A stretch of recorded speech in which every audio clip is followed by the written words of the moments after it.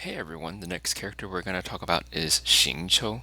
Xingqiu is a very special character to me because he is based heavily off of wuxia literature.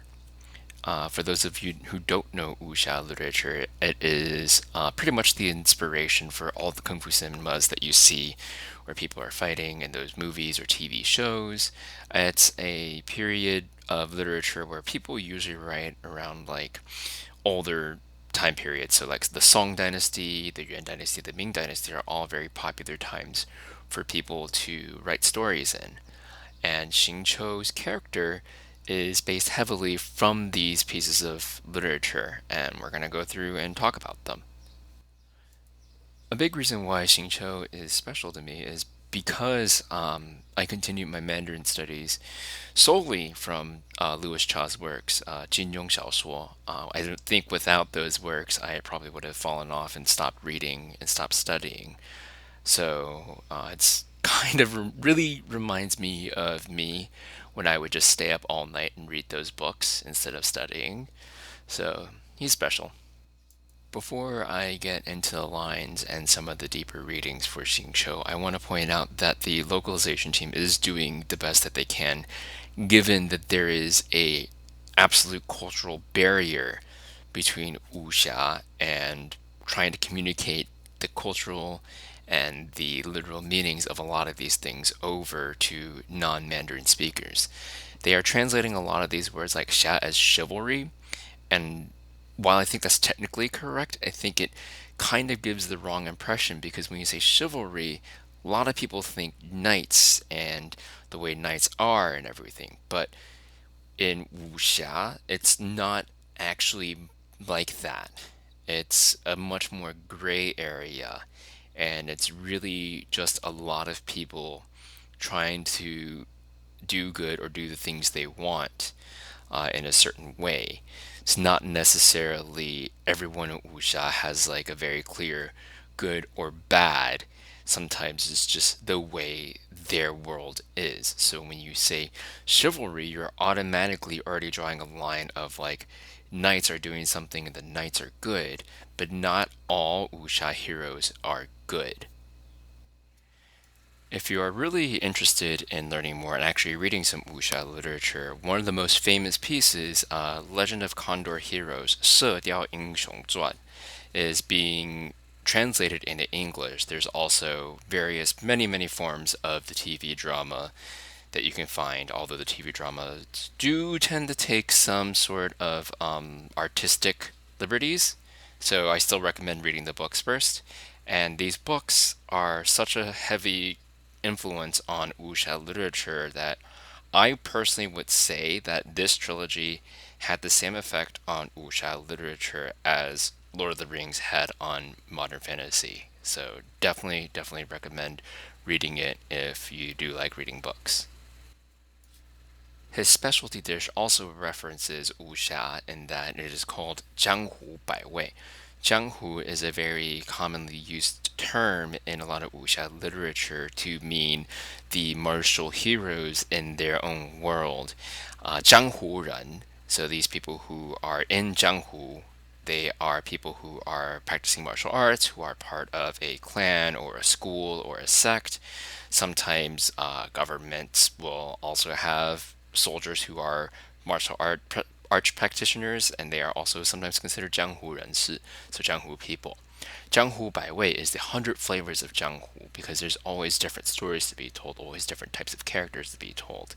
So this is really important to his character and the sources that he's drawing from. Shincho, at your service, my liege. I humbly trust that even one such as I, a mere bookworm, may yet prove to be of some utility under your wise leadership. Nice. I don't often get a chance to speak with such formality. It felt pretty good. 在下行秋，不过书海一渡，某虽不才，仍愿为君略尽绵薄。难得有机会说这种风格的台词，感觉还不错。The first line here, he code switches hard between the first sentence and the second sentence. The first sentence, he actually uses two different honorifics, humbling honorifics, to refer to himself. 在下 Xingqiu says, I am Xingqiu. And then 不过树海一度 is I am but a mere bug, or specifically silverfish, in a sea of books. So just a mere bookworm was great. 某岁不才. Mo here again is referring to himself, and 某岁不才 means I am not that talented. 仍愿为君 I am still willing to do something for you. 为君 is a very formal way of saying to do something for you, or a very old way of saying it. And the 阅尽绵薄 is to do a very, like, whatever I can. And when he's saying this, he's saying I can only do a little bit, but what he really means is whatever I can do will not be enough for the things that you need. So again, it's very humbling, and it's all honorifics. And then he cuts off hard, and then he says, "Oh, it's been a hard time, or it's a very difficult chance to speak like this. It's not a formality; it's just a different style of speaking, and he enjoys speaking like that." 'Twas on a deserted moonlit night that the hero approached the vile dragon's limpid lair. 有时明月无人夜，独向朝谈至恶龙。Shincho uses actual historical poems in these lines. This line was written by a poet named Liu Yuxi, who lived around the 700-800 Common Era, which I believe is the Tang Dynasty era. And this one was written to a monk by the original poet, and the translation gets the meaning correct. My deeper reading on this is that if you're going to do good, you do it regardless of whether or not someone is watching. It doesn't matter whether or not someone's watching. You want to do it, then just go do it. I never embark on a journey without a good book to accompany me. 一格著文章，自言学雕虫。This one is another poem by Liu Yuxi. He also gave this poem to a monk, and he is talking to him, and he is saying that, "Oh, I noticed that you have literature or books or something in your clothes, and you say you want to learn how to write." So it kind of goes hand in hand with this chat literature that Xingqiu loves to read books, so he always has a book with him. But I think it's missing the part where he wants to write himself. Now, this is what I call a moment of solitude. 正所谓偷得浮生半日闲。偷得浮生半日闲. This line is also from another Tang Dynasty poet called Li She. The meaning of this one is that it is very hard to get such a short, calming break in a tumultuous life. My family makes ornate umbrellas that block neither rain nor shine. Their sole purpose is for decoration upon a wall. 这么说来，我们家出品的锦缎伞好像既不能遮阳，也不能挡雨，唯一的用处就是挂在墙上。So in this line, we find out a little bit more about the Feiyun Commerce Guild, the Flying Cloud Commerce Guild. Xingqiu's family makes 锦缎伞, which are brocade umbrellas, which he's right. They're just very pretty ornate umbrellas that just don't really do well in functionality. Good. The rain has stopped. Any longer, my books would have gotten wet. 停了就好，不然藏书会生霉的。I have a bone to pick with this one. Books will get wet doesn't translate this one properly. He has 藏书, which are hidden books, and then he says 会生霉的. 会生霉 means to grow mold. So he's actually afraid that if it rains too much, his books will get moldy. I am uninclined to eat a heavy meal this luncheon, but instead indulge in some baked treats. As long as I eat in the study, my father and brother never have to know. Oh, you want to join me? Well, as long as you don't get crumbs on the books, I suppose it's fine. 午饭有点不想吃米饭，想吃糕点。待在书斋吃，父亲和兄长就不知道了。想一起来吗？只要你不把碎屑沾到书上就行。There's no lexicon switch going on in this line. I don't know why the voice direction wanted him to use words like a heavy meal this luncheon or indulge. The Mandarin just says, yeah, I don't really want to eat lunch. I just want to eat like baked goods and eat in the study. Specifically, it says 吃米饭, which is just rice, but when we say 吃饭, that just means to eat a meal. So I really don't know where they're getting this direction from. I used to like rabbits, but I'm more a fan of stags now. To me, the saying, "May my final stand be a monument to chivalry," is about abandoning worldly possessions and reaching enlightenment. But the stag's final resting place represents the hope for life anew. Oh, how I'd love to see it again. 以前是兔子，后来是鹿。对我来说，请从绝处，独我侠义，是舍弃一切的觉悟；鹿却是绝处逢得新生的希望。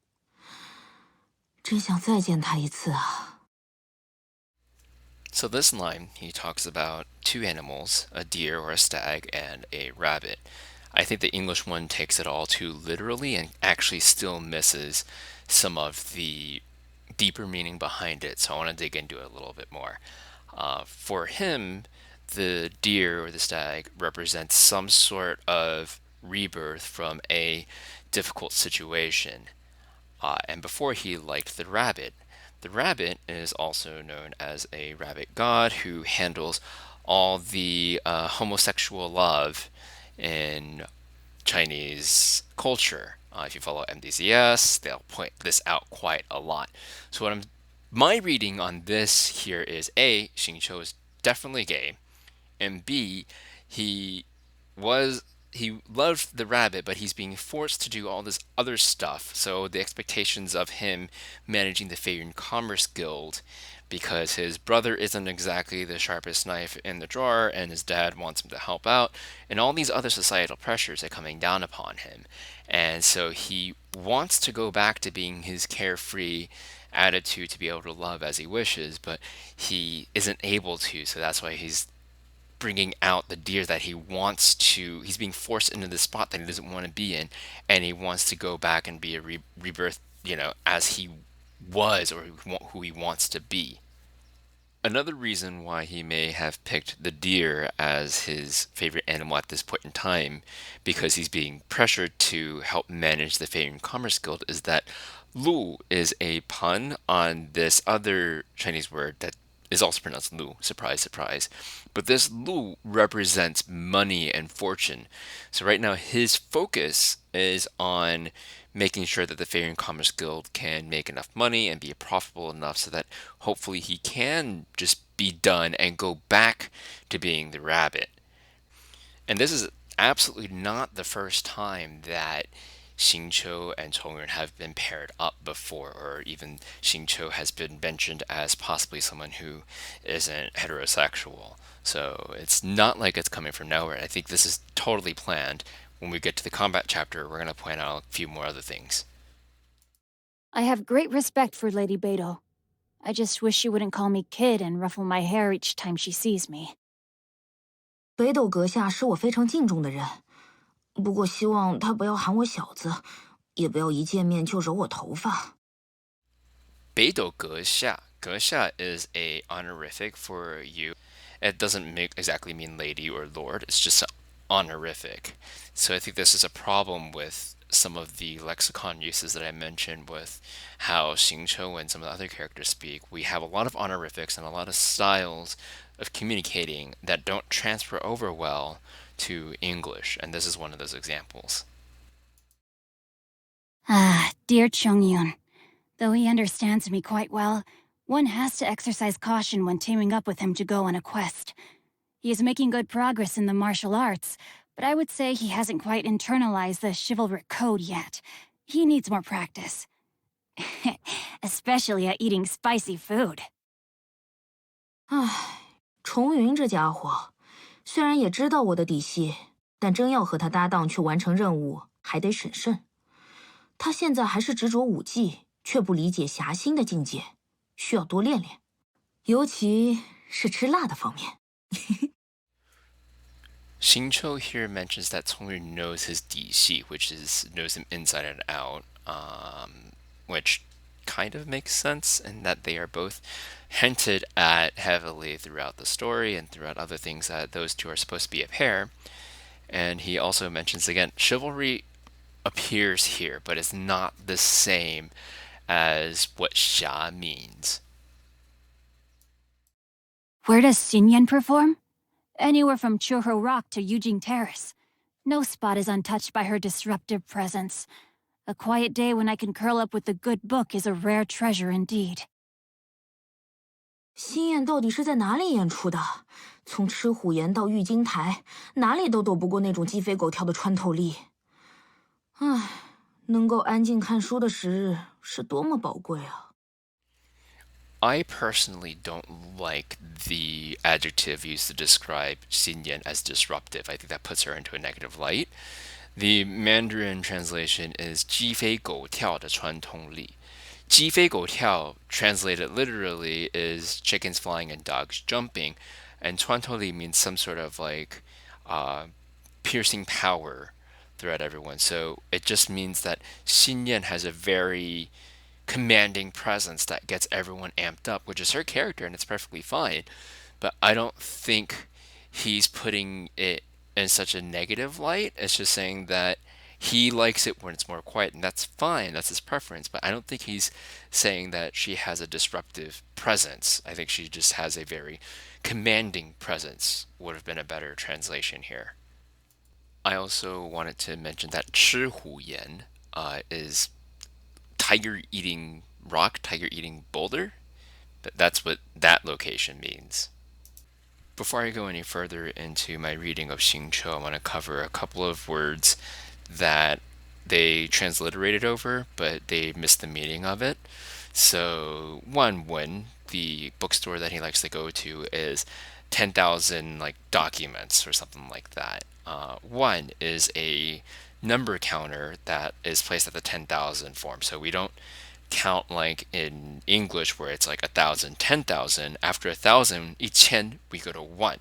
And then we go 10,000, which is 100,000, and then 百万, and then 千万, and then 一亿. So our counting positions on like which zeros are at are slightly different than English. So that really throws me every once in a while when I'm trying to like convert numbers for different people. He also talks about Wangshan. Wangshan is King's Mountain. That's literally the translation over there. And his sect, Gu Hua, can be read a couple of different ways. Gu is ancient. Hua has a couple of meanings. First one would be like an adjective for like pretty or glorious, extravagant, things like that. Hua Li. Another one that's used is just the greater Chinese people. So Huaren, Hua Chao for like overseas people. Huayu is sometimes used when we talk about Mandarin or something like that. It really depends on the region. Some people use Guoyu, sometimes you use Huayu. But that's the two general definitions of Hua. So Gu Hua could be like ancient beauty, could also mean ancient Chinese culture, which makes sense because wuxia is often based in much older history, and a lot of the stuff that they're writing about with wuxia xiaoshuo is based on old cultural norms. So think about that. And now my personal take on Shincho as a social commentary character. Shincho is a character who is having his family force their business and their beliefs onto him, right? The Feiyun Commerce Guild is something that he's supposed to run or expected to help run. And he doesn't want to. He wants to go chase martial arts. He wants to do his other stuff. And I think it shows in specifically his comment when you have a deer, the deer is also representative of something that is very prosperous. So he wants to make sure that the guild is prosperous so then he can go back to being his happy gay self. And I think combining that part of his sexuality with Guhua, specifically that could be read as ancient China, and filial piety and Confucianism are all about like having kids as like filial piety and all that kind of stuff is really more of a social commentary. It's like, no, you don't have to have kids. You don't have to be straight. You can still be a good person without being bound to a specific sexuality. And I think that is also part of his character. I think that Xingqiu being gay and being a member of the Guhua sect, which, like I said, you can read as Old China or Ancient China, and being big into wuxia literature, which is a very Chinese form of literature, shows to people that there are people who don't have to fall into your boxes of definition of what is a good son or a good daughter. They can be who they are and still appreciate where we come from and our culture and our identity that way. So in the end, I think this is really just more of a, like I said, very similar to Xinyan, a social commentary from another angle about how society is changing and how we should be moving forward to building a better world. And that's it for Xingqiu's lore chapter. I appreciate you coming in and watching my videos. Make sure you do a like and subscribe, and feel free to share with your friends. I'd appreciate it. All right, see you guys next week.